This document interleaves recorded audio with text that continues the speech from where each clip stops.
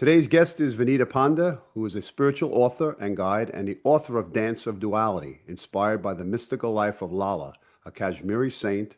She is certified spiritual life coach, past life regression and future progression therapist, and a facilitator of quantum consciousness experiences.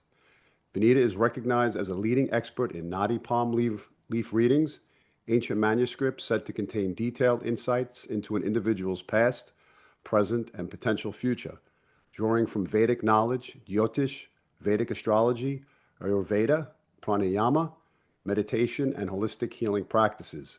She offers an integrative approach to spiritual growth and self-understanding. So let's welcome today's guest, Vinita Pande. Welcome. Hi, Adam. So nice to be with you. Yes, interesting.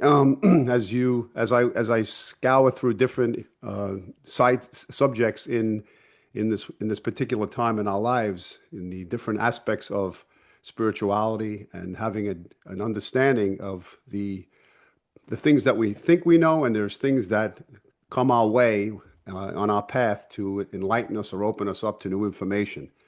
And coming across your information, you as a person, I was drawn to the work that you do, uh, not only the Nadi leaves and the other aspects of what you speak about, but your inspiring insight into what is taking place in the world now and what has happened in the past, as well as future situations that may arise.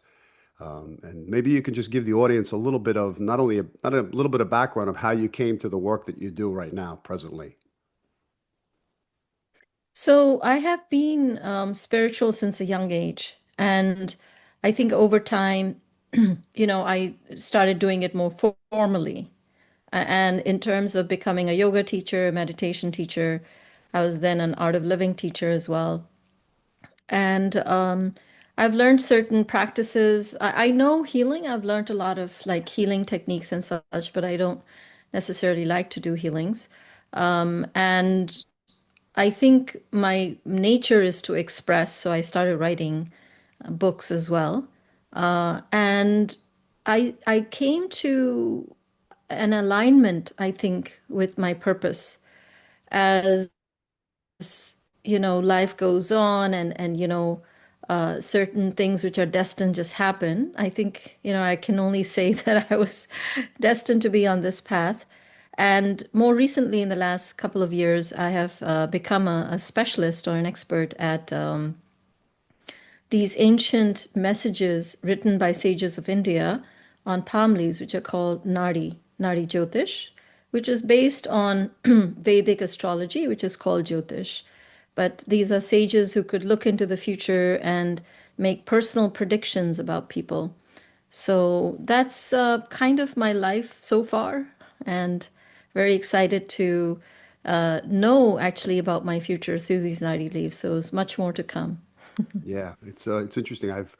As I myself have gone on this path of trying to understand my soul's purpose and my journey itself. I've come across obviously different modalities and different types of esoteric practices and information that has really stimulated my insight and understanding of not everything that we see is believable, and there are things that we don't see that can be sometimes even more comprehensive or resonate with us. Mhm. And some of the things like the I Ching, the Akashic Records, Tarot, and so on and so forth. And I did hear about the Nadi readings, and maybe you can get a little bit more into detail of how that specifically works, of like what they are. And I know it's different maybe for a male and for a female, and so on and so forth. Yeah. Yes. So these sages of ancient India, first we have to understand who is the source, where is this coming from? And the ultimate source is really some of these supreme beings that, like for example, in the Vedic system, it could be called Shiva, which is the unmanifest supreme being.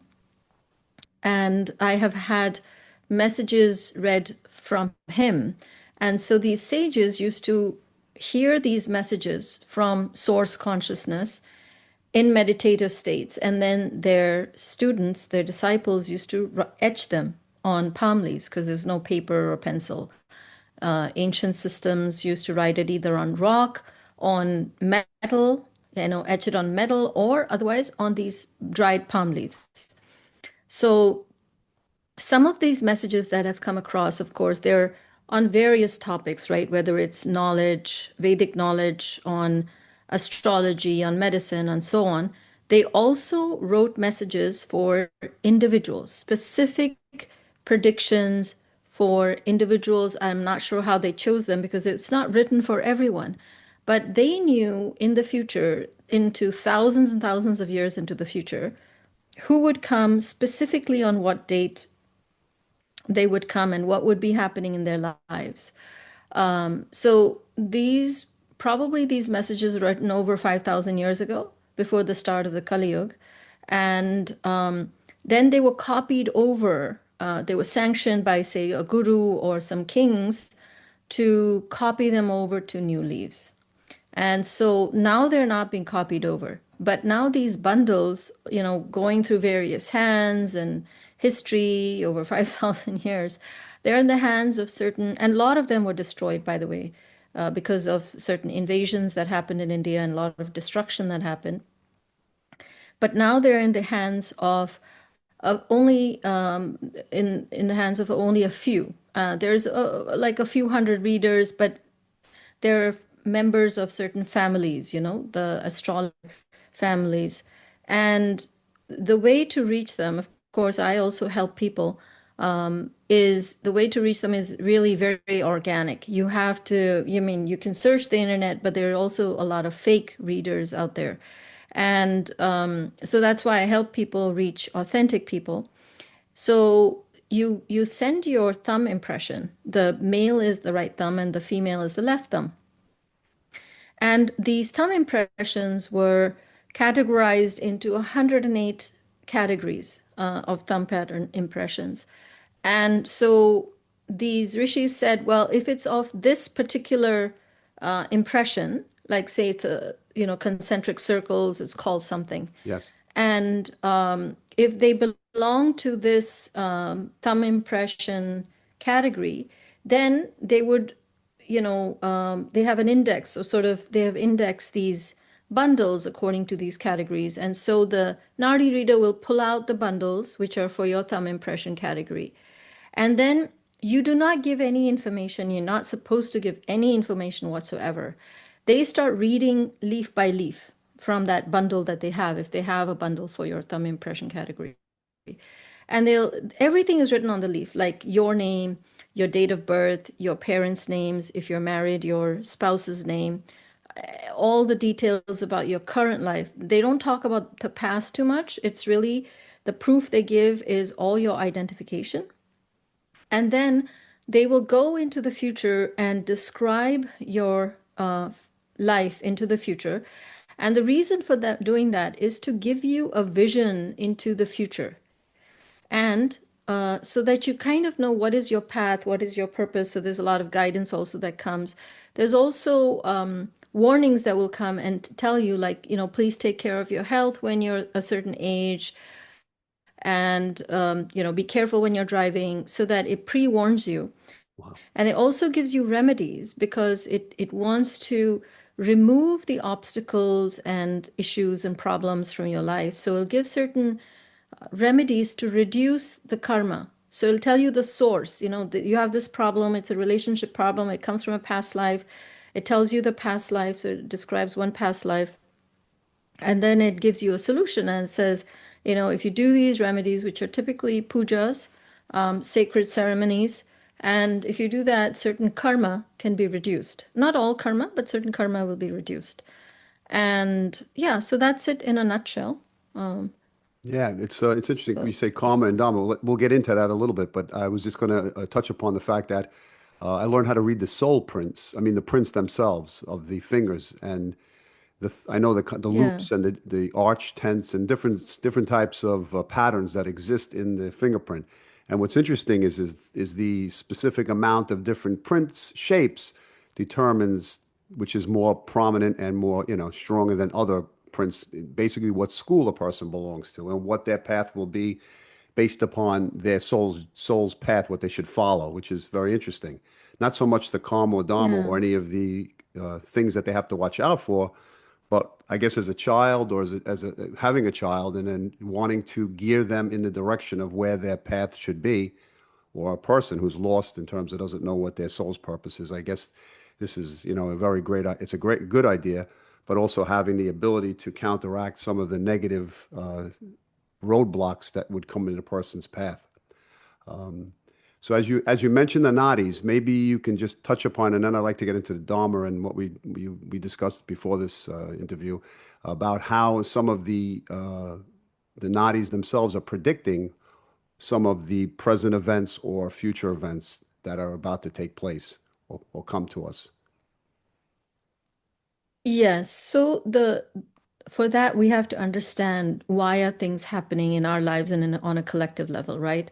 And that's why we have to understand it in the framework of karma, whether it's individual karma or if it's collective karma, right? And how do we create karma? Like, why are natural calamities going to come? Why are wars going to happen? Why? Because there's collective karma. And why do we have collective karma? What does that mean? So, when mankind, which has an option, see, animals do not have an option to go against nature.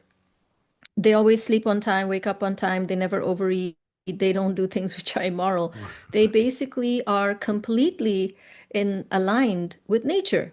So you can think of dharma as nature, as cycles of nature, the rhythm of nature, whatever principles of nature, things which are righteous, which are just, which are truth, and so on.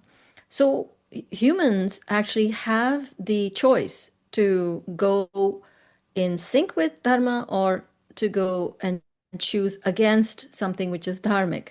Now, when our actions are not in alignment with dharma, is when we create karma. That's as simple as that. So, when we accumulate these side effects of choosing that which is not in alignment with dharma, we have, of course, our own karma, but also as a collective, whether it's a country, it's the world, and that would then cause certain natural calamities because it's like a spring, you press a spring and press a spring and it has to release. Yeah.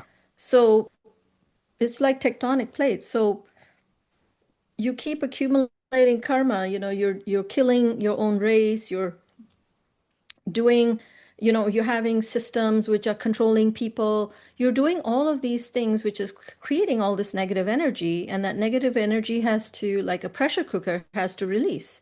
Right. And oftentimes it's a natural calamity. Now, war is man-made, right? And that also creates karma. The more wars we have, the more negative karma we are accumulating as mankind. Yeah. And so the present predictions, I don't know why it was told to me, but a lot of predictions were given to me about 2026. And I was just telling you before we started that for 2026, uh, people can go back and watch my videos. And I had asked just when the year was starting, actually in December, I had asked certain predictions. And then in January, early in January, I'd asked predictions for 2026. And it said that in February, March timeframe, there would be a leader of a large empire that would take out a leader of a weaker country with the help of one of its allies. So I had interpreted this to be America and Trump, and the ally being Israel. And then looking at the world situation, I was guessing it would be Iran. And so that's exactly what happened in the February, March timeframe. And it also has other predictions because I've opened many leaves. I found many leaves with many Nadi readers.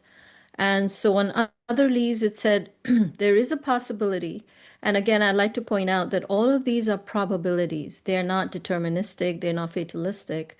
But these are, probabilities like anything about the future. It's not like 100% set in stone.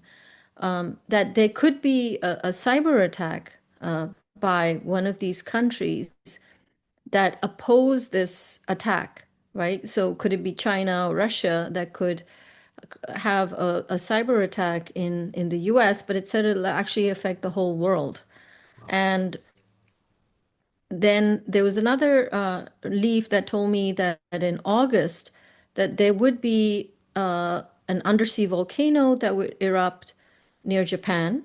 And again in August, there would be an artificially manufactured or enhanced undersea volcanic eruption that would be perhaps magnified by artificial means by China and Russia.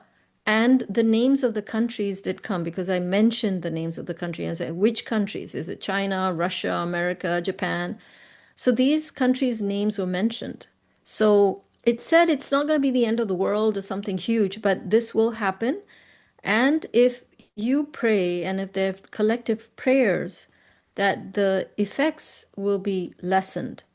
And but these events will take place, but it's just that the effects of, how, mass destruction or, how many people die, that can be lessened a lot. So August is definitely going to be a rough time in terms of what'll happen near Japan.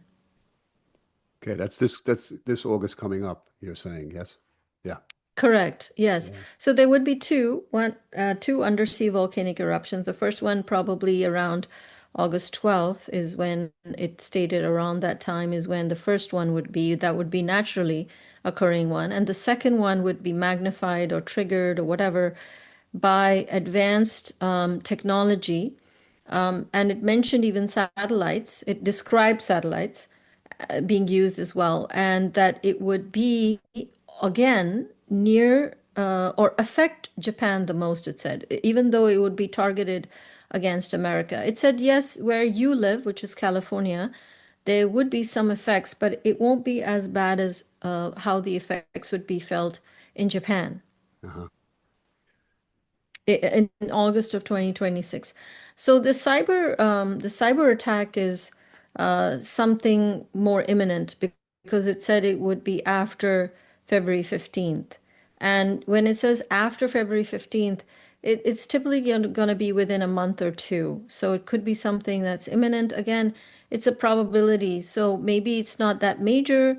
Maybe, something will be done to curb it or detect it or something like that. But let's see. Right. Yeah. At least this one about Iran has come true. Yeah, I'm fascinated because I assume I think I had an understanding of it, but in other words, if there's a certain amount of people, like let's say 12 people or 15 people, and that you open up the nadis for those specific peoples based upon their thumbprint, based upon their print, and if they have the similar or the Mhm. similar outcome that's going to take place in the world globally, is I assume that's how it would be registered as the more people who are having it, this specific type of future event taking place, or is it just written that it is a future event, not for a specific people or person? Yeah, so there are many chapters in the Nadi. So first of all, the thumb impression is only used to index people. Okay, It's not a prediction in itself where the thumb impression is telling them something about their future, because they can't classify it by date of birth or name or something. right, right, How they've classified the index is just using thumb impression patterns because, that's very universal. So in the Nadi, there are many, many chapters, like a book. So when you go to read the Nadi, most people just read the first chapter and they don't even know there's so much more written. But what I do is that I ask questions. So you can actually ask 5 questions, and there's another chapter where there may or may not be a leaf giving you the answers. So I obviously have asked many personal questions, but people can ask any question about politics, about nature, about science, about anything under the sun, literally. A lot of knowledge. If you want knowledge, you can ask about some knowledge topics, whatever you like, right? So I actually asked about 2026. I said, what's going to happen in 2026? Can you give me some details? And then when it said certain things, and I asked another question. So every time you submit a question, they go looking through these bundles and saying, was answers recorded? Which in itself is miraculous that, 5,000 years, 5,500 years, or whatever ago, they knew that, and you have to put a date and timestamp of when you asked that question. So, you know, it's March 3rd at 11:30 a.m. I asked these 5 questions. So then they make a sky chart, just like a birth chart. There's a question chart of when these questions took birth. And then they go looking for the through those leaves for my category, and they see if the rishis have the sages have written answers for me. And because there are hundreds of Nadi readers, it's I don't know how is it possible that one particular Nadi reader that I go to, he has that leaf in that bundle, because there are millions of bundles all over India. Yeah, wow. So it's really destiny. You can't really understand it in logic. Like, how is it possible? Like, there are so many libraries in the world, or even in America, or even in a city. There's so many libraries, so many books, and you get to the exact page with the answer. Wow. Amazing. Yeah, I was good. So how does Yeah. free will play into this? Yeah. So, see, the thing is, it depends how you look at time, first of all, right? And for sages who have transcended time and can see all of time, if we say that all of time exists now, then the past, present, and future also exists now. Yeah, yeah, yeah, Okay, yeah. I get that. right? Okay. Yes. And then, if you go to the concept of, unity consciousness of Advaita Vedanta, which it says there is only one, there is no separation, there's no duality, then you have to ask, whose free will are you talking about? Because it's really the ego's free will. If you feel that you're separate, if you feel that your ego is actually making choices, but ultimately, there is only one. Interesting. So, I Yeah. mean, we think we have free will, but if I, as a separate entity, is just like a dream, it's not true. Basically, I'm also a form, a consciousness and form. I'm not separate, right? It's Right. like waves in the ocean. The wave is the ocean. You can say, this wave is called Vinita, but actually it's the ocean.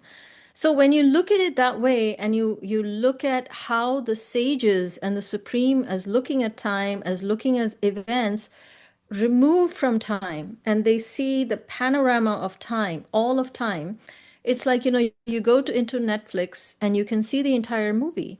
You Right. can zoom in into any into any scene of that movie and know exactly what's going on. We are in the movie, so for us it's linear, but Right. they're, they transcend, 3D reality, they transcend duality. So for them, it's like a dream. They can see the whole thing.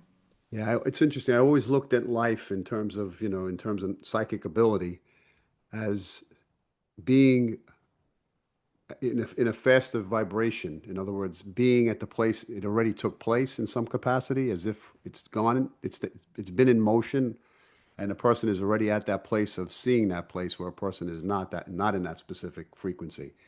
Because I'm asking myself the question when I get, let's say, a person gets a psychic insight into something, did we create that future event, or is that future event already played and we haven't caught up to it yet? As if watching the movie itself is just you're at the first part of the movie when the movie already is at its end, and you can get to that place somewhat in some ways of what you've said.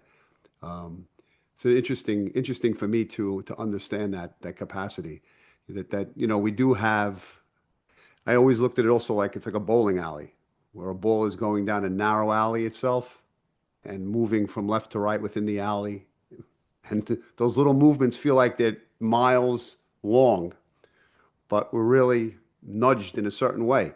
And as you mentioned, you said prayer and changing a person's dharma, or maybe if that's the correct word, uh, through the sense of prayer. How is it?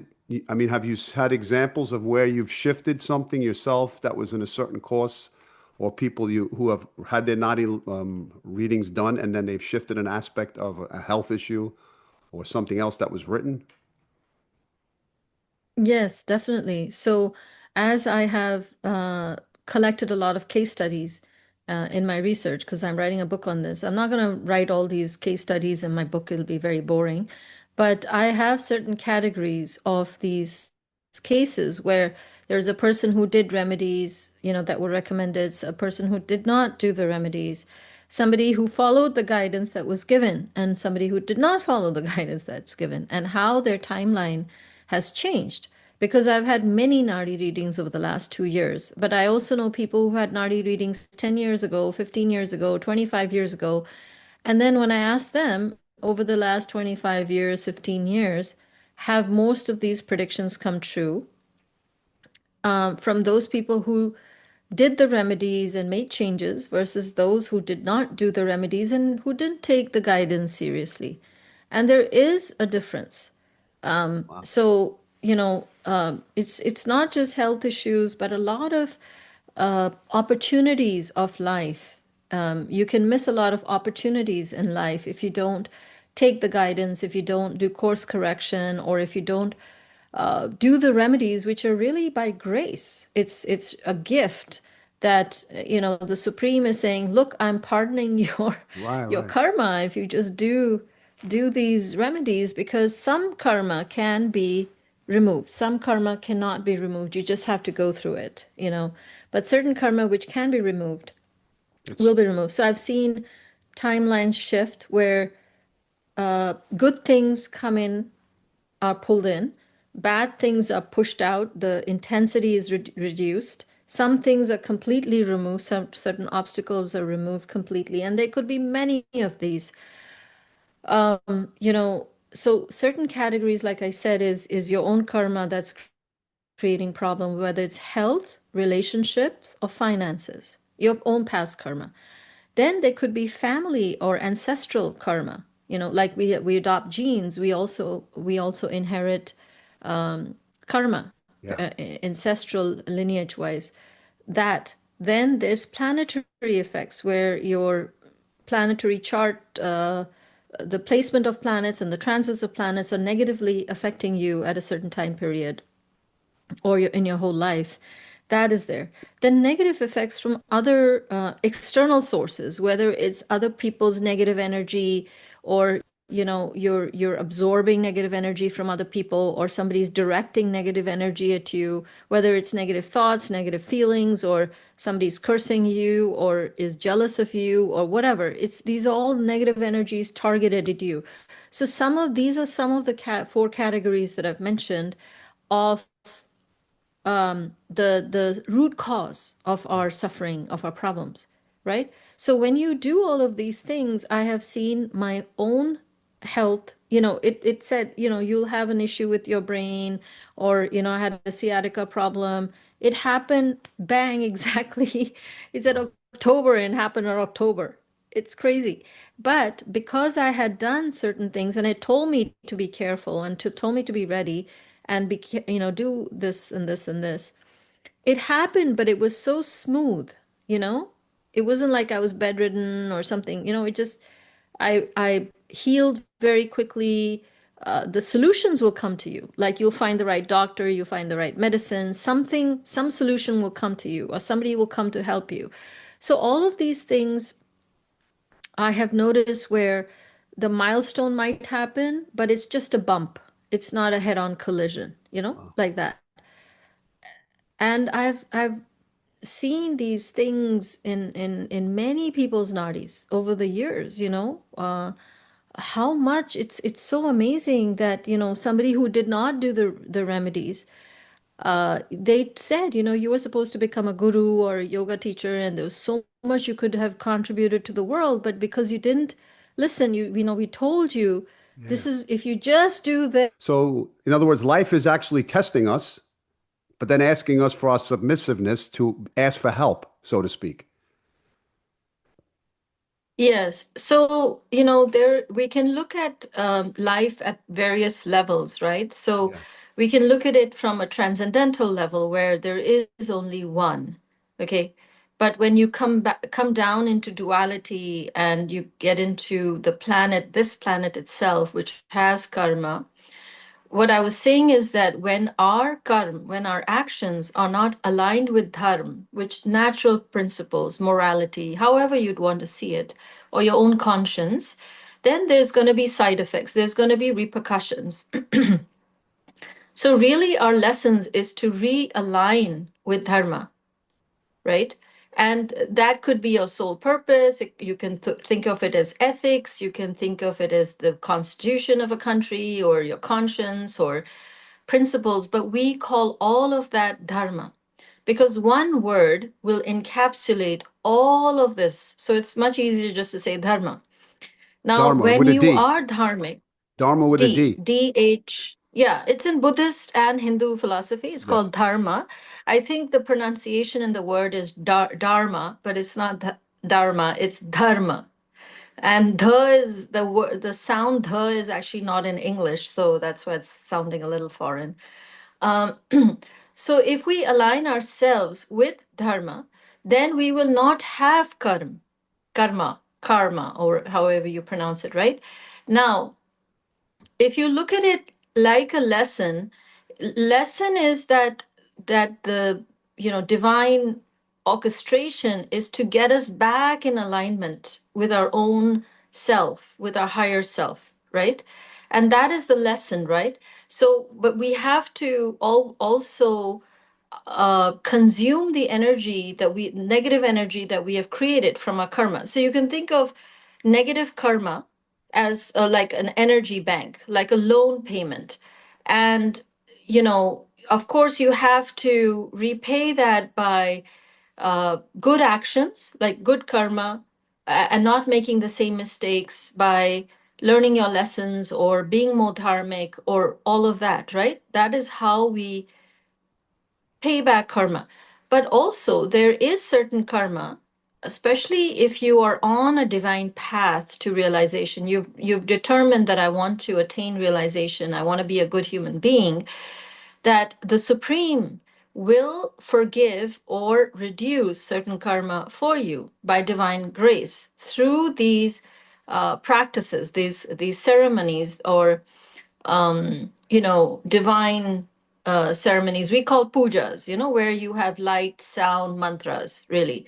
Light, sound, water. So, you take the five elements and you chant certain mantras. So, when you chant these mantras with these five elements of water, fire, certain offerings that you make of these five elements, this negative energy with the positive energy that you generate through this will negate some of it, right? So you're sort of making like a loan payment. But it's not just you go just do these pujas, but when it comes through the nadi, through this the supreme sanctioning it himself or herself, your certain karma will be removed, so you progress to the path of self-realization, Yes. right? So a lot of people feel blocked, they feel stuck, and I get a dozen emails every week of people telling me they feel stuck, what should they do, they feel there's a block. This is nothing but karma. This is karma, your own karma, that's why you're feeling stuck.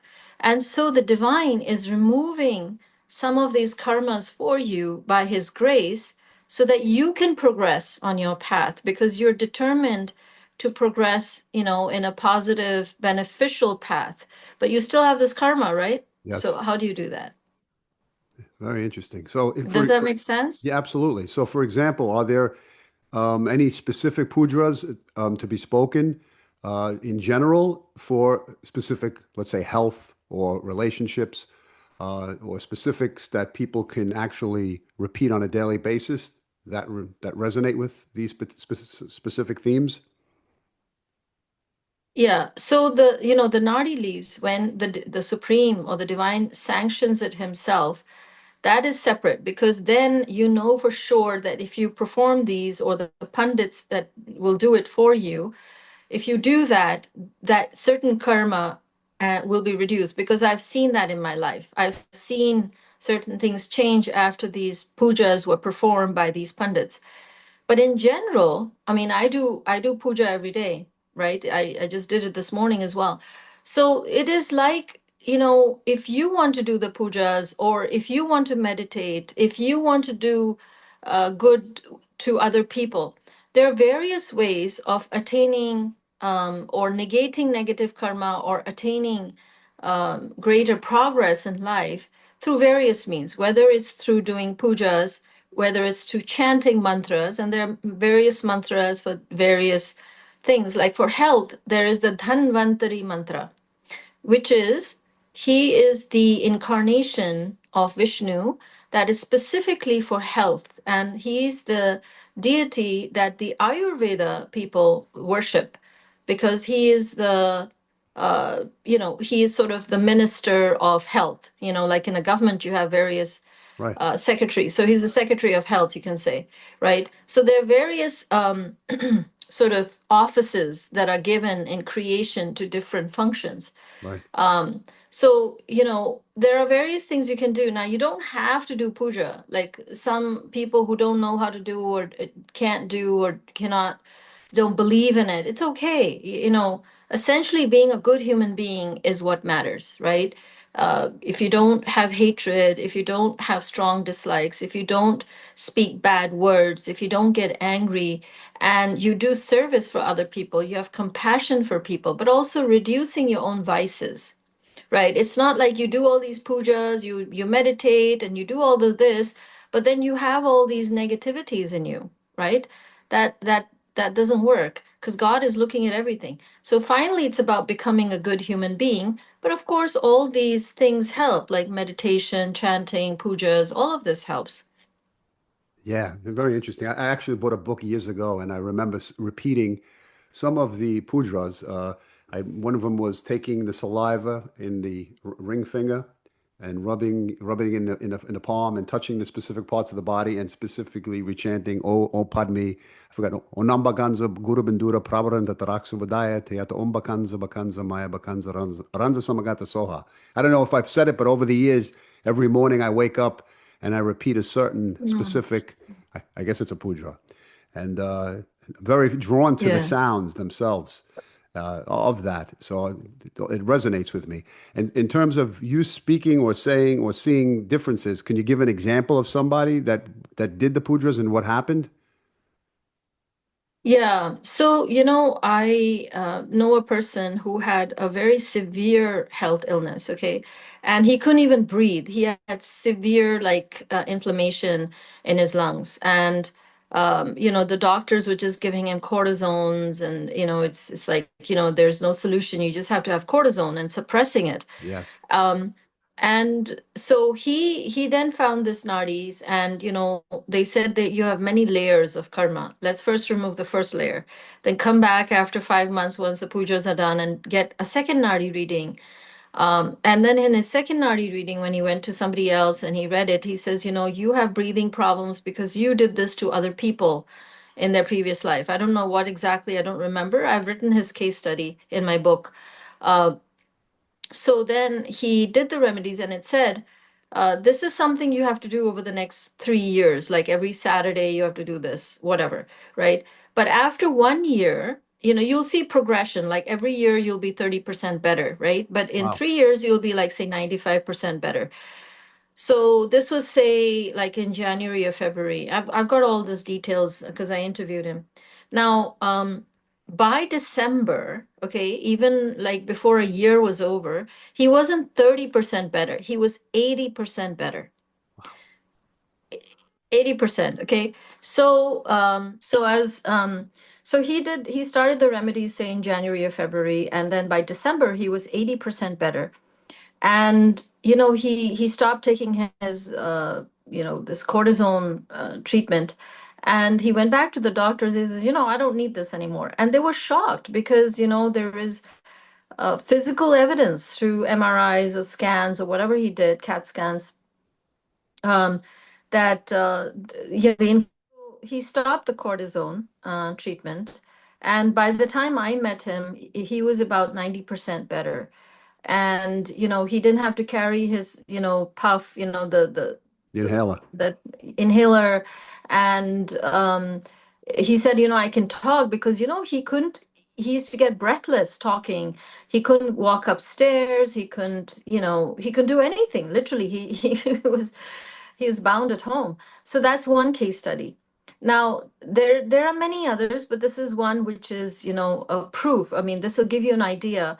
But I have other people, from people who did the remedies versus who did not do the remedies, how their life pattern was different. So the people who did the remedies, sometimes like the event occurs, right? Like if they say that, you might, I just met somebody, actually, somebody from India came to meet me yesterday. Um, and so I had his Nadi read in 2024, and he's telling me the story that they said that when you're running 66, which was last year, that you'll have a life risk problem and you'll have to have surgery, and but you do the remedies and you'll get over it with treatment. So he had, I think he said he had an ulcer and a renal failure or some such thing. I mean, he was critical. I mean it was a critical problem. He wasn't critical, but he did have that exactly when the Nadi said that he'll have it. He had an operation. He recovered very smoothly. So rather than it being a life risk problem, he was able to overcome it. Obviously, he had to have the tumor removed or the ulcer removed, but it was not like a life risk thing where, something burst and he died on the spot or something. So the event did occur. You see, the milestone did occur, but it went over like a bump. It wasn't Yeah. like head-on collision. It's so interesting. You bring up the subject of karma, I guess, and dharma. And I look back for myself specifically, I had a past life regression, but I had more so a actually living events that were presenting me towards the past. And I think Hmm. my awareness of opening up towards that reoccurring theme that was existing for me, specifically breathing, asthma, and having a past life in World War II in the concentration camps as a doctor. Ah. And for me, I would be, as a phys ed teacher, I'd look up at the vents in the building and I saw the vents moving and the heat coming out and the ribbon was moving and I couldn't breathe every time I saw the vent moving as if it was gas coming out. Hmm. But what happened was I had lived in Germany in this life. In 1987, I married a German woman. And for me, it was very interesting because I felt at home and I could speak German fluent in 5 months. Ah. Skip 30 years later, as I was getting involved in opening up my levels of consciousness towards energy, someone did a reading for me and told me that, were you ever in Germany? And so on and so forth. And then I did a healing on someone and they remembered me from the concentration camps and Wow. someone else, another person. So for me, it cleared up as you speak some of that awareness that I would not have been aware of, that it could have just been a present life situation and not understood where it came from. Hmm. Hmm. And so I bring up the subject of past lives to you itself and how that impacts maybe a little bit on the level of your understanding. Yeah, see, past lives is slightly different. So nadis will help you negate some of the negative things you did, right? Like I had a lady once literally walk to my house because I was renting my addition. I have an addition to my house that I was renting, and they literally walked here 1 week ago, and she has serious health issues. And she was in Vietnam in a past life, and she had poisoned other people's blood, and so that's why she has serious blood impurity or poisoning in this life, and so she's quite sick. But I got her Nadi read right away, and all of this stuff. I mean, how would somebody Nadi reader in India know that she has a blood problem? I mean, Amazing. it's Yeah. impossible, right? But in the past life, like you said, it's not just maybe negative things you did. It is maybe trauma that you went through. It could be relationship problems that you went through. It could be anything that could be made a huge impression on you. Because what past life regression does is that, what we call vasanas in Sanskrit. Okay. Vasanas are deep impressions in your causal body that remain with you, which you can think of causal body as your subconscious mind. Okay. So this bank of memories travels with the soul from life to life. And so these impressions that are etched into your memory will perpetuate similar patterns life to life, right? Because you haven't resolved that trauma, that suffering, or relationship issues and such. So past life will cover everything, not just negative sort of karma. Nadis will help you negate the negative karma, but past lives will also help. It's like therapy for And a lot of this therapy is for sudden death, for example, or something related to death or serious suffering. Or, a lot of times I help people because they don't understand why. So, just to give a background, I am a past life regression therapist. So a lot of times people want to understand why are certain patterns occurring in their partnerships, um, and when they look at their past lives, they understand that this is why this is occurring, or why they have found this partner, or why they're not finding this partner, or whatever it is. A lot Yes, of yes. relationship issues are there as well. Yeah, it's very impactful for me because as I think about it, had I not done that and had that clarity or understanding, I would have continued on in the physical body and manifesting that feeling within this life.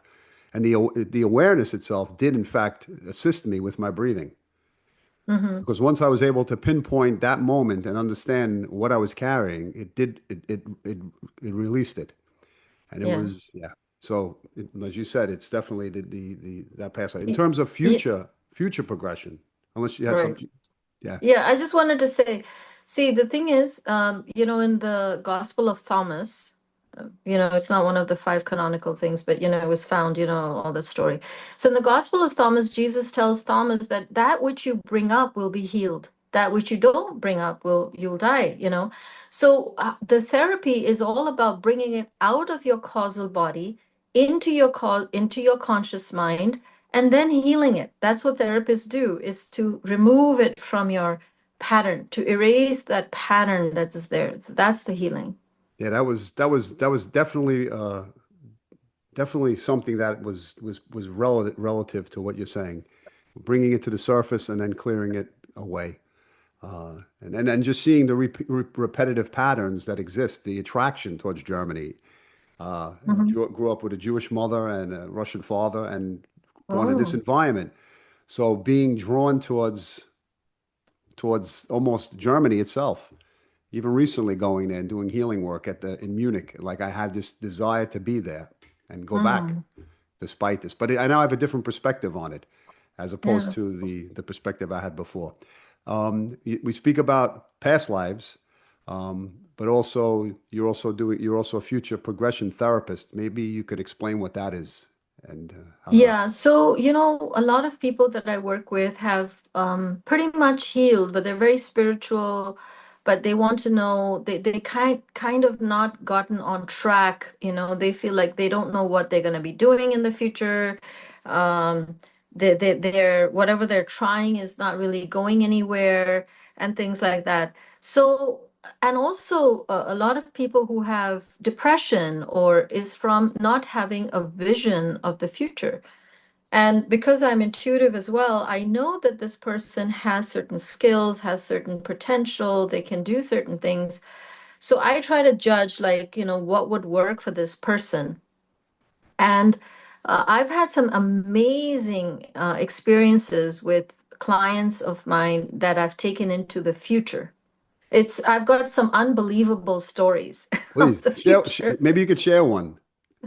So, I had progressed a lady who lives in Delhi, in New Delhi, India, into the future. And she went about, and this was in 2024. So she went about we don't know. I mean, it doesn't come with a calendar, but when I asked her how many years is it, and so I did a couple of progressions with her. So one time she went 5 years in the future once, and I said, okay, how old is your son? Right. And by that time he was 21. And when I regressed her, he was 11. So it was about 10 years in the future. So I know it was about 10 years, right? So, so I said, "What are you doing?" And she said, "I think I'm running a healing center. It's close to my house." And she described the whole healing center. It's very white, very clinical, and you enter this lobby, and then there is a glass dome above it, almost like with a lattice, like a crystal type thing. And then there's a basement where this happens, and there's a healing center, there's a floor for children, and all these details she described to me. Wow. Now, in 2025, I progressed another woman who is here in California, lives in the Bay Area like me, And she went 5 years in the future because I asked her, how old is you something. So I kind of guessed like, okay, this is 5 years in the future. Just one thing. So this lady in Delhi, she said, my center is only one of several centers. It's become like a franchise. So there are many centers. I mean, I think there's at least three or four in the US. Okay. And so I run one of them. And she said, you also walk in. So I have appeared in her progression. And I'm like, really? She says, yeah, yeah, yeah. And you're more in like in the administration level, of this franchise or whatever. Um, so I said, oh, okay. That's And interesting. then when I progressed this lady in California, she went 5 years in the future. And she's saying, I'm like, what are you doing and stuff? She says, I'm helping bring up the first healing center. It's in California. It's a healing center. It's a building. It's very white inside. There's a reception and people go in, and in the basement there's all this, MRI machines or something. There's a floor for yoga. There's a floor for kids. There's a floor for healing, and there's a glass dome. It has this lattice, and it's like a crystal. And I was like, oh my God. I said, where is this? She said, oh, it's somewhere in California, maybe north of Bay Area or something like that. And I'm just I don't work here, but I'm very good in starting and structuring things. So I'm helping and getting it structured and organizing, giving ideas and stuff. And then I'll move to the next one. And you're also there. You're in the administration, and you're like in doing some research on a different floor, I think. And you guys are like thinking about opening other ones too in the future. Wow. So I was like, oh my God. So these two ladies don't know each other. Right. That's so And so I interesting. connected them, and I said, you guys both saw the same healing center. One saw it 5 years, which was the first one. And then this other lady who was 10 years ahead, by that time, three or four or whatever had come up. Okay. Wow. Wow. Wow. And that was also maybe a message for me because I was also involved in it. But it was also a message to connect people. Like these two people will be working together, whatever it was. It was sort of almost divine orchestration. Yeah, they were vibrating on the same frequency to have met or to at least be put together in some capacity. Yes. When we talk about manifestation itself for the future, are there any specific ways that offer up people suggestions of that? Is it envisioning things? Is it like people say, feel it? Yeah. The thing is that the purer we become, in the path of the siddhas, in the path of the rishis, the yogis, the great masters, even if it's Jesus, the first thing that we have to do before we manifest is to become pure. Because if we're impure, you're going to manifest impurity as well. And you're going to manifest from ego. So, yes, manifestation is a big thing, but I think we have to be wise first before we manifest, right? Otherwise, if people just go around manifesting, you don't know if it's the best thing for you, right? You need to know what is best for you first. Yeah, So manifestation is one of the siddhis, one of the spiritual powers that comes as you evolve and perfect yourself. And more the perfection that comes through yogic techniques and purification, like I said again, having the virtues of love, of humility, of, all of these things, automatically these perfections will start to flow from you because your ego, your mind will start leaving you, and your divine self, your higher self will start emerging. yeah. So the more your ego starts receding and the more your higher self starts emerging, that is when manifestation would automatically take place. Yeah, it's interesting because when I do a lot of interviews for people with near-death experiences and they're in a state of surrender, a state of egoless and being in this new energy and coming back with new insight into their lives and the allowing as opposed to the controlling. and it's an important aspect. We get so attached to that ego and desiring and seeking for things to have attain certain status, as Hmm. opposed to, as you say, allowing things to come to us with a clean slate. Um, on the subject of near-death experience and reincarnation, can you speak a little bit about that in terms of your interpretation of that or what you've learned from that subject? Yeah, so of course I'm very interested in the subject because, from when I was very young, I used to see my own past lives, and I could easily see past lives of other people too. And then I verified it as well. Wow. Um, so that's why I became a past life regression therapist.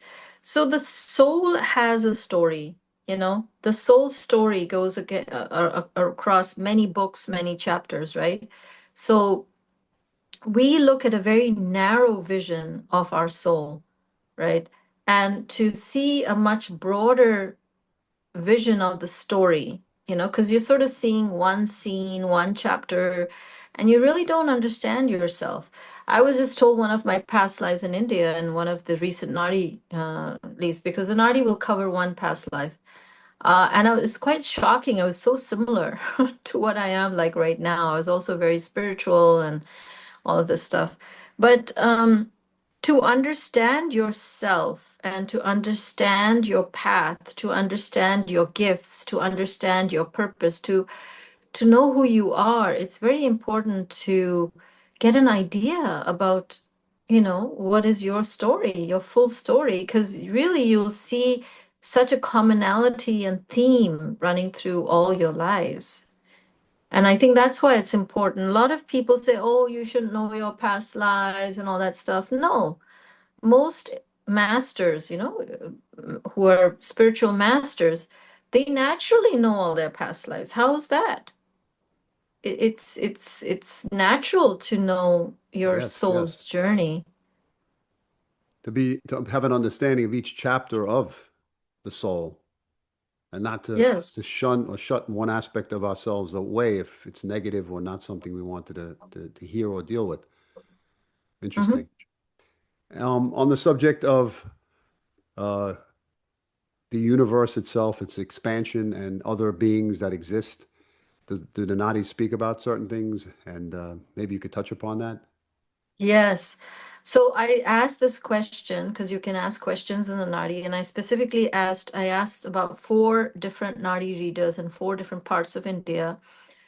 And I asked about, are there aliens, and do we know about them? Does the government know about them? Will the government tell us about them?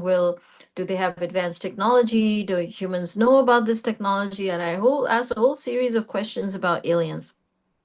So I got some very fascinating answers. Traditionally, most Indians do not believe in aliens, even though our text, the Indian texts, the ancient text, is full of aliens, different categories. They're aerial ships, they're what we call UFOs, but these aerial ships, these spaceships, and their technology in the Vimana Shastra details the technology of these aerial vehicles, the masters who designed them, and then the different categories of beings that exist at different realms, like what you call dimensions. It says, in this dimension, there's this category of beings, in this dimension, da da da da da. It has all of this whole detail and what their roles are, what their roles are in creation, what their specialty is, blah blah blah blah blah. But so the Nadi said, of course there are other beings from other civilizations in the universe.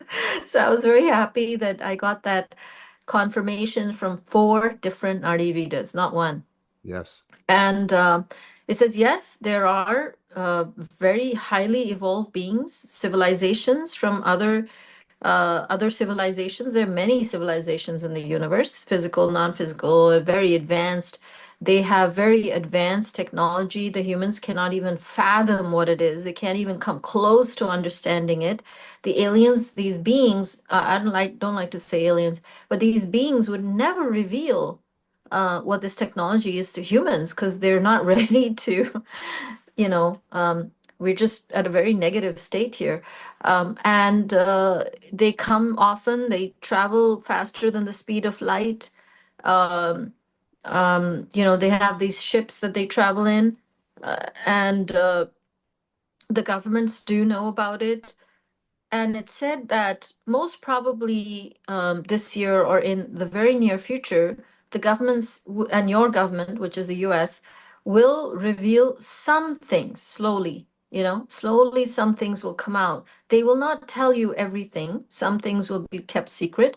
And they also don't understand a whole lot themselves. They know a very dumbed down version of, or misunderstand a lot of stuff. They don't know. They're not very spiritual people anyway. So these government people don't really know what's going on, but whatever they do know from, say, a technology perspective or a scientific perspective or whatever they understand, they will give you like a more dumbed down version. But that what you call the what is it called, the government revealing this, the disclosure. Yeah. Disclosure is coming. Disclosure is coming very soon, and some of it might also be this year. And then it said in the future, mankind will actually seed on other planets as well. Wow. It won't be in your lifetime, but we will go to other planets, and souls right now only being born here on this planet, but in the future, souls will be born on other planets as well.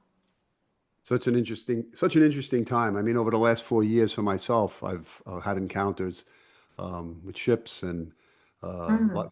big orbs and lights, and even when I do the interviews, sometimes I have this angelic winged fly by the wall, not a round wall, but like actually a wing type of being, or Uh-huh. whatever it may be. But it's so interesting for us to see beyond what the eye sees, and sometimes trusting disclosure is really an internal job as opposed to getting validated from the outside world. And I always discuss. I always think about the inner child, how it turned. Oh yeah, there we go. I was getting How cold. the inner child within us, I think once we've gone through the darker aspects of ourselves and gone on that journey of the inner child work of connecting to it, I think it takes us back out to the universe to be able to come full circle, as opposed to thinking we're grown up at a certain age and cutting off the aspect of ourselves that we don't want to see or deal with. And as you mentioned before, disease and what we reveal and what we bring through, we cleanse. We allow it to help us. Takes Yes. a lot of strength and courage for a lot of us to override the ego and try to contain Yes. things in our lives as opposed to revealing. Mhm. Um, yeah, you have a YouTube channel which I watch, which is very interesting, which I'll post down at the beginning in the description. And I just wanted to talk about, maybe you can share, and you've discussed this on your channel, but maybe like my audience to hear about the 2027, 2028, a big prediction basically, or what you've Yes, there gathered. is. I want to I definitely know, get this out to people. So I don't know if I'm forgetting, but yes, 2026, there were some predictions. One of it, of course, has come true now, which is that Trump would take out the leader of a weaker country and there'll be political conflict. That would be February, March. That's already come true. A lot of predictions in the past from 2020, for 2025 had also come true. In 2026, there would be other things. One of the things I want to mention is that China and Russia would take indirect um, revenge or whatever you want to call it for what America has done. They don't like what America's done in Iran, trying to take out the regime. And so it said that the countries that support this country that would be affected, which would be China and Russia, will respond with something in August. So there would be some natural calamity. I don't think it's going to be end of the world, but there would be an undersea volcano that would erupt near Japan. That it said in particular, it said a date, when the sun, moon, and Jupiter are together in Cancer, and that's August 12th. And then later in August, it said when the sun is with Ketu, is around in the second half of August, would be when this country, China and Russia, would manufacture or magnify another undersea volcano that would affect the US, but the country that would be affected the most would be Japan again. And so it even mentions satellites. They might use satellites, some other technology, maybe scalar waves or I don't know, whatever, microwaves or something.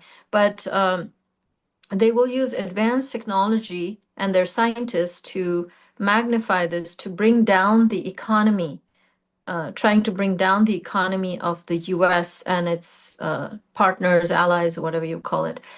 But it also had said, about this thing about what I said about February and March when it said that, Trump would take out the leader of a weaker country. This reading happened on January 7th. So this happened after Maduro was arrested, captured, taken out. So it said February and March, but it also said that Iran will strike one of the allies of America. So that would be Israel. Now, it specifically said it will strike the allies or allies. So it is doing that right now. I mean, it's striking Israel, it's striking all these Gulf countries, right? So it Yes. mentioned that. Wow. Now, the other big thing that I do want to mention, and I want to prepare people because, we don't want trauma like, oh my God, suddenly something has happened. So in Minority, it keeps telling me, Vinita, you got to help people prepare and protect them as well as help them when these things happen because the next 4 years are going to be rough. So my role apparently is to inform people that this is going to happen. Okay, so 2028, 2029, now I have dozens of people who have told me this from their Nadi reading across the US and also now in China, in India, in Taiwan, and all these people who have their Nadi readings tell me, and I've told them, if you hear of war and calamities, please tell me. There will be a nationwide calamity, if not a worldwide calamity, in 2028, approximately 2028, and that would be that it would involve air, fire, and water. Okay.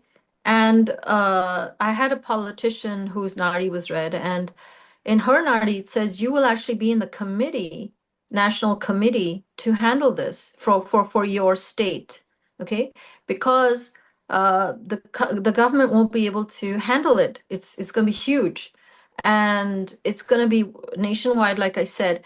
Now, I had Nadi readings from Texas, from East Coast, Michigan, New York, California.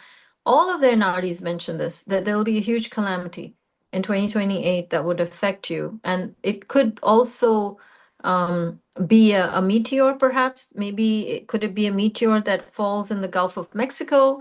Because there's two people in Texas whose Nadi this came in, that it would they might have to move homes because of this. Um, Not just that, this conflict that has started, it said from basically my birthday in October this year, after October of this year, more countries will be involved in this conflict. Okay. So it said the top 4 or 5 countries in the world would join this conflict. So right now, Russia and China are not involved in this, and China is the number 2 economy in the world. So it says yes. So China, whether it's directly or indirectly, will get involved. And I don't know how. Maybe is it because of Taiwan or Yeah. um, helping Iran? It also mentioned it'll be a religious thing, like we can see in Iran. It's very much a religious war for them. And a lot of things were mentioned. The second big thing that was mentioned is that in 2028, just before the elections, when this whole calamity would happen and all, there would be some huge political upheaval. Okay. I don't know what it is going to be, but there's going to be some political upheaval in 2028 before the elections. And I can only guess. I haven't asked more detailed questions, but could it be because of the calamity and the war going on? Because, like it said, there will be conflict. It said very specifically that your country will be attacked by another country, and your country will attack another country or countries. So there is incursions in America. Now, whether it's terror attacks or bombs, or it also mentioned virus. It says the other country could use a virus or some sort of bioweapon also. Yeah. Um, so there's a lot of war, calamities, political upheaval. Could it be that the elections are postponed because of the war and calamities, that it's not in a state to organize an election? Could it be something else?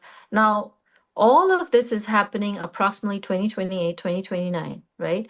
And the reason I'm telling people, and as we get closer to the date, I will get more clarity about, okay, what can we do to prepare? How can we protect lives?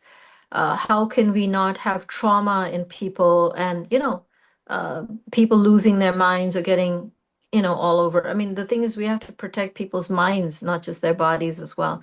But it also told me that this come to a state where by 2029, it said that you will start organic farming and feed people, because a lot of people won't even have enough food for one meal a day.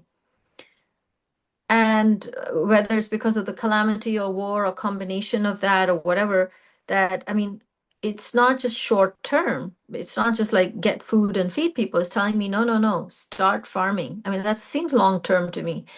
So it would get better later, I believe, after 2032, but or maybe even after 2030. But it said that the next leader would come in 2030. Now, usually the inauguration is in January of 2029. So I don't know, and there's no clarity, and I don't have exact details, but I have a feeling there is some political upheaval coming. But it did say that when your next president comes in, he will be a very good president. He'll be very competent. He'll be very ethical. He'd be a very good human being. He'll be a Republican, but I mean, not but he'll be a Republican, and it gave a lot of description about him, ethically, morally, blah, blah, blah. So I think from 2030 onwards, we will start to see the light at the end of the tunnel. But it's said as a solution, right? Because we always talk about the problem, the cause, and the solution. Yeah. So why are we going through such hardships, right? It is because humanity has had so much negativity, right? You just go on social media. I mean, when I put out a video, I get so many negative comments. I mean, look at the amount of hate that's out Yeah. there, division that's there. We can't be negative. Like 75% of the population is negative, and we don't expect any wars to happen, no calamities to happen. We just have peace and love. Not Yeah. gonna happen. Yeah. Yeah. So Yeah. it says it's a repercussion of the global collective karma. And unless people change, and it said you have to talk to people about dharma, Vinita. Unless people change, these calamities cannot, we can't just remove the calamities. But yes, you can pray. When spiritual people like you pray, Yeah. it makes a huge difference. And whatever we can do to reduce the effects, we will reduce the effects, we'll reduce the number of deaths. So that's what I pray, that, if there has to be structural damage, let a building collapse, maybe something happened, but at least let there be no death. Like maybe the building is empty, you Yes. know, Yes. or let something land in the ocean and not on land. So we should pray, and we have to become better human beings, less negativity and more positivity, more virtues. Yeah, yeah. I was struck by the intensity of the visions and the words when you spoke them the first time I heard it, and it's probably running in my program unconsciously, thinking about Mhm. a specific type of energy. And it's funny because I did an Akashic record reading about 3 years ago, and I saw in, I guess, New Mexico area, Mm. something out of the sky hit that area. Uh, a Ah, big makes sense. a big, like it was a big, either a meteorite hit New Mexico, but then it had Chinese soldiers as dressed in white, almost like Star Wars, Mm. in that area, and the whole sky lit up. It lit up like tremendous. This was about maybe 3, 4 years ago. And then, yeah, people were looking at the sky, and I don't know. It looked like a ship, but it also looked like devastation coming out of that area. And I wrote that. Uh, So was it a natural sort of meteor, or was it a man-made collapse of some if machine? you Or ask me, it looked more like man-made. okay, Yeah, it was white. yeah. It was white, and it was white people in white suits coming down, almost maybe protecting themselves from what they were doing. And I associated with China in the vision, in the reading. Mhm. Uh, yeah, and So then there was devastation because of this thing, white thing that crashed in New Mexico? it caused devastation. I saw military trucks, people sitting in military trucks, and devastation like it was the end of World War II. Uh, people Mm. were sitting, I was sitting in a truck, and I saw buildings like chimneys, uh, Mm. like it was World War II. Like Mm. exactly, it looked like the end of World War II. Yeah. So that you did you get a so did you get a year or an idea how much in the future it I was? didn't get an idea. I did a reading. This was maybe 3, 4 years ago. I wrote it down and I told my friends about it because it was strong in my mind because I kept thinking it's going to happen soon, but I can't say. I can't say when it looked like. It looked like UFO, galactic along with China in uniforms and a combination of Hmm. using technology as such. Yes. So one of the things that Nadi mentioned is that the Chinese will use satellites to attack America. Okay. Yeah. Okay. So these things, I haven't mentioned yet because you have mentioned it. I'll tell you that China is going to use advanced weapons that'll come down from space. Okay. So it won't be land to land or sea to land or air to air. You have certain combinations that happen right now, but we don't have space to land or space to earth yet. But I believe China is going to use something that was going to be hit from space directly at Yes. hypersonic speeds or whatever, with using gravity. But that would happen in uh I mean, they're trying to do it now. They're trying to experiment with it now, actually. So we'll see. But they also have advanced technology that uses scalar waves or microwaves, to bring down planes and several things. So some of these technologies don't ever come out in public. We Yes. don't Yes. know. Yes. Yes. Yeah. Yeah, that was massive. It was a massive, massive disc ship with white. Hmm. People were running. So yeah, interesting, interesting. Yeah, Yes, but we'll get over it. So I want to tell people, okay, the problem that will happen, but we don't, the Vedic approach is not to leave people with a problem. We have to tell them the cause. So I said, yes, it's collective karma, it's individual karma. yes, And the solution is that we have to become more dharmic. We'll have to go through this to learn our lessons to become more dharmic. And the other thing is that in the meantime, you should also pray collectively for the world. So that's the solution. yes. Any specific prayer? Is there a specific puja to repeat? Yeah, I The name mean, of it? actually, I'm organizing a Vedic ceremony for world peace, and the pundits will chant certain mantras Okay. for peace. But even if you can't, I mean, mantras are very, very powerful because they're like energy formulas. But if you can't chant Sanskrit mantras, for peace, you can just pray. God hears every prayer from every pure, sincere heart. Yes.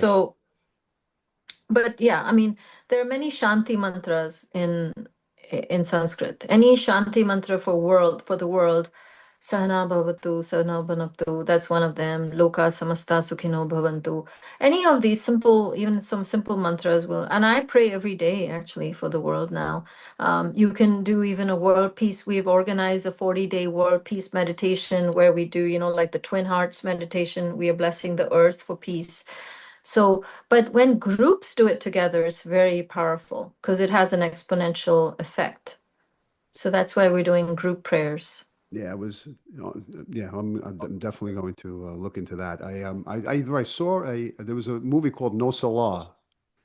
No Hmm. Salah was a Brazilian film about it was called Our Home, about a person Hmm. who passes away and communicates. telepathically to this family, a friend who's on the earth and he's in heaven. He's made it to the astral plane and to his city, astral city of where he Mm, lives now. And he was mm, looking at the prayers. I think in the movie they show not the prayers, they saw the devastation that was happening on the earth from above. In other mhm, words, it was 1940 and it was the World War II was in progress. And he could see the bombs being dropped almost like through a television screen on the countries and the mm, people who were mm, killed during the Holocaust. And they were coming up from the earth to heaven and being welcomed with suitcases and beards and hats. And he spoke to his friend and said, "What's happening down there? I see bombs being dropped." But also I mm, saw something with prayers, like the energy of the colors that people were experiencing or seeing, that they were able to say that the prayers are really being received. mm. As you speak, the Yes. power of prayer and the energetic connection of that strength that it could do for some cause. Yes. So I want to promote that mindset and that thinking. Yeah. Yes. For real life, like Ibn Alexander, the neurosurgeon, Ibn Yeah. Alexander, who wrote the book Proof of Heaven, Yes. Yes. he talks about how the prayer of his son actually also Yes. pulled him back to life. So, and he said that, and not just that, even other near-death experiencers who have experienced like their family was around the bed praying, and all those prayers, simple prayers like around the bed of this patient, how it was affecting, and God listened to those prayers. Yeah, that's exactly it. That was Eben Alexander. I interviewed him, but I also interviewed someone else Mm, who saw there were guides next to the bed saying you can pray for this person. They're receiving it. They were communicating the energy and yeah. fascinating. We Yes, we yes. we we we see with our eyes, but we can feel with our heart, and we can see beyond with our perception. And Mhm. it's so interesting to be able to have the capacity to do this, but sometimes we sell ourselves short. If there's Yeah. if there's anything you wanted to speak about, something specific towards the audience, or an information or a message that you wanted to leave people with. Yeah, I want to tell people, because maybe a lot of spiritual people will be watching your channel. I would just want to repeat this, and I want to stress upon it that all this meditation and everything is all fine. That's very good, but we must focus on becoming a good human being. That is number one. And do something simple, like if you want to take a pledge that in the next 40 days or 1 year or whatever, if you have anger, work on your anger. We need to bring down the collective negativity. So that is more, I mean, meditation, don't give up your meditations and all that stuff, or yoga and everything. But we must develop virtues, become morally better, and reduce our vices. That is very, very important. Yeah, thank you for those words. If anybody were interested in contacting you for the work you do and the vast amounts of modalities that you offer, where could they reach you? So you can go to my website, vinitapande.com, and I try my best to respond to people Yeah, as well. I'll put that in the description. Sure. Yeah, on that note, I would just want to thank you for giving me the opportunity to share in your insight and wisdom, and to be able Thank to you. impart that to people who will be watching this, and have a deeper understanding of the things that we spoke about, or at least answer some questions. So thank you. Thank you. No, thank you, Adam. This is very nice chatting with you.